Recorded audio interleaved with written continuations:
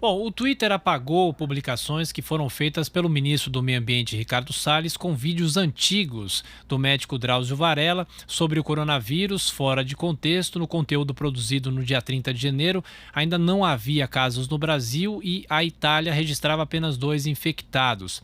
O médico afirma que não mudaria a rotina dele por causa do vírus e que nada justificaria alterações dos hábitos da população. E gentilmente nos atendendo o ministro do Meio Ambiente, Ricardo Salles. Oi, ministro, bem-vindo mais uma vez à Jovem Pan.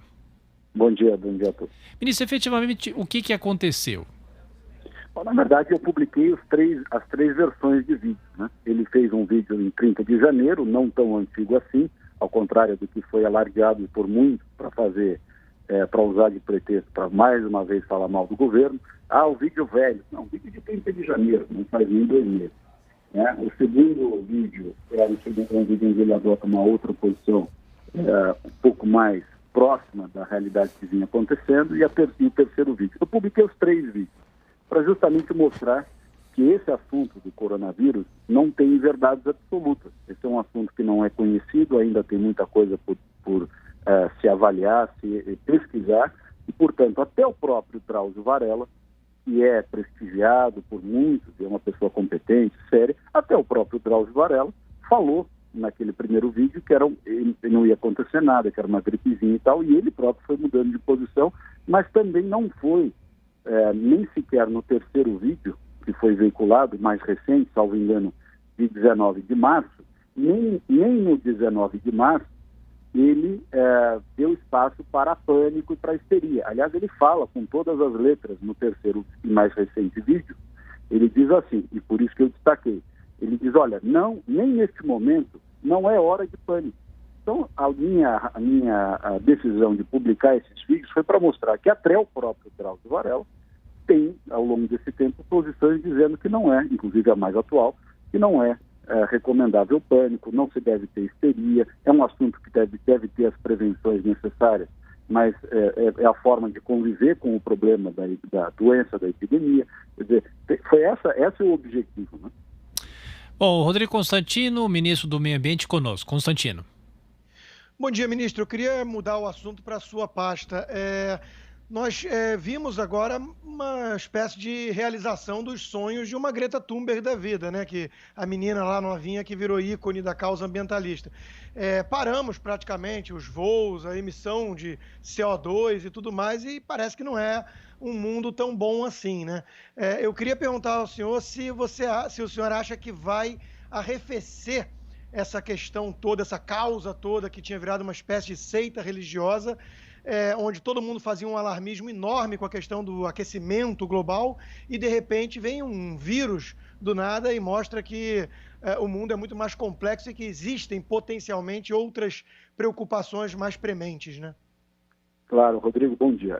De fato, é importante destacar, a gente tem aqui problemas de curto, médio e longo prazo, né? Dentre os problemas de longo prazo, claro que a preocupação climática está lá.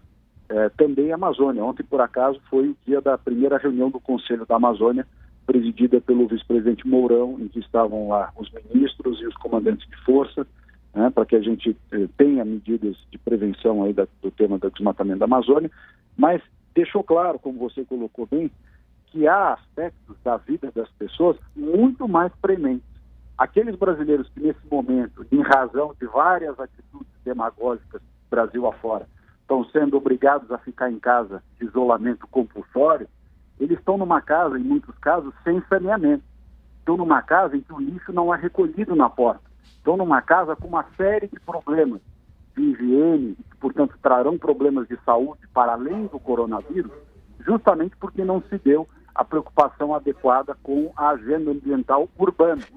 Então, é um momento realmente de reflexão. Acho que as pessoas precisam refletir sobre quais são as prioridades para o tema ambiental e ver realmente, num país como o Brasil, nós não estamos na Noruega, não estamos na Suécia e não estamos na Finlândia. Num país como o Brasil, as preocupações ambientais são aquelas que dizem respeito ao dia a dia das pessoas hoje, ao contrário desses países ricos, que já supriram todas as suas necessidades materiais, absolutamente todas.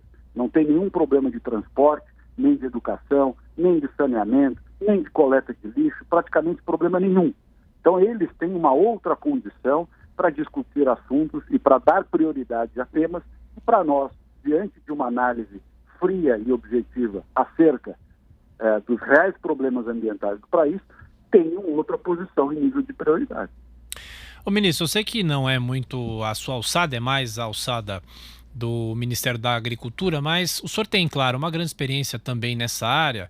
A grande questão é a seguinte: se essa quarentena continuar e por questões de saúde, todos nós estamos aqui atendendo a pedidos, reduzindo circulação e também conexão com outras pessoas, mas eu pergunto, o que seria possível fazer para tentar amenizar um pouco o impacto, apesar dessa cadeia ser uma cadeia obviamente fundamental e ainda procurada porque as pessoas precisam continuar indo ao supermercado e comprando comida, comprando alimentos? Sim, as pessoas precisam, você colocou bem, as pessoas precisam comprar alimento. Para comprar o alimento precisa ter transporte, para ter transporte precisa ter chegado ao posto de gasolina, ao combustível que faz o transporte do veículo, ou seja, há toda uma cadeia logística no país, né? E essa foi, inclusive, tem sido desde o início, junto com a preservação da vida, com os cuidados que determinou o Ministério da Saúde, a órgãos que foram fechados ou foram reduzidas as atuações de trabalho remoto, essa foi a preocupação do presidente Bolsonaro. Sabendo que nós somos um país que as pessoas muitas vezes em casa não têm condições de separar dos idosos ou não, o que ele fez? Preocupem-se em ter uma vida mais próxima da realidade. Não radicalizem nessas medidas de isolamento, que em alguns casos, em outros países, foram sendo tomadas ao final do processo, e aqui numa escalada para mostrar serviço, uma competição entre entes federativos, para ver quem radicalizava mais em termos de medidas de isolamento e quarentena, criou-se uma escalada nesse sentido, que agora a população está vendo que é inviável, inclusive, como você colocou bem, na questão da agricultura, na cadeia da alimentação. Desde como se colhe o alimento, o produto agrícola, na origem, até quando ele chega na ponta final no consumidor, seja na cidade que for, ele precisa da cadeia logística. O funcionário precisa ter ido trabalhar, precisa ter se alimentado, precisa ter conseguido levar o filho ao médico, se foi o caso, a mãe ao médico, se foi o caso, ou seja, esse caos logístico que traz o isolamento absoluto, ou a quarentena decretada de cima para baixo, top-down, de maneira irrestrita e absoluta, isso não é uma medida racional. De qualquer forma, ela vem junto, e isso tem sendo feito pelo governo federal. Eu dou o exemplo do meu ministério. O Ministério do Meio Ambiente, já há mais de uma semana, fechou a visitação aos parques como medida preventiva e colocou os funcionários em trabalho remoto. Ou seja, isso por ordem do presidente da República. O presidente da República está preocupado com isso, mas ele tem que se preocupar com questões como essa que você levantou há pouco. Ministro Ricardo Salles, conversando conosco aqui no nosso Jornal da Manhã. Ministro, só mais uma questão em relação aos funcionários públicos. O Ministério tem inúmeros funcionários, muitos, os que são mais velhos, que estão no grupo de risco, foram deslocados para casa. Mas como é que o senhor avalia essa discussão sobre redução de salários? O senhor acha que se alguma medida for tomada de forma mais rápida ou mais drástica, é possível evitar essa questão salarial do funcionalismo? Olha, todos os brasileiros estão fazendo sacrifício, né? O pequeno comerciante, o taxista, o dono da banca de jornal, o encanador, o eletricista, enfim, todos os brasileiros estão fazendo sacrifícios em razão das imposições e as medidas restritivas decorrentes do coronavírus. Também não seria razoável o poder público se abster de fazer sacrifício algum. Não é desarrazoado, não é impensável que o setor público também faça o seu sacrifício. Agora, qual é a medida, qual é a forma, qual é o prazo? Aí cada um dos chefes de poderes, enfim, cada autoridade fará a sua avaliação. Se é a mesma questão de fazer isso, em que proporção fazer. O fato é que todos os brasileiros estão sofrendo. Todos os brasileiros estão sofrendo as consequências, inclusive, desse assodamento, dessa competição, dessa escalada midiática de restrições e quarentenas absolutas para ver quem radicaliza mais a cada momento. E isso vai trazer consequências muito perniciosas para todos, principalmente para os pobres, e não vai demorar muito. Ministro, só para fechar, o Augusto Nunes faz a última pergunta da nossa entrevista. Augusto.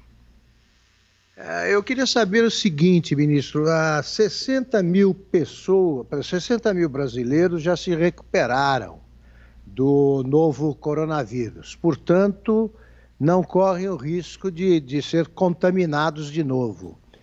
Por que esses não voltam imediatamente ao trabalho?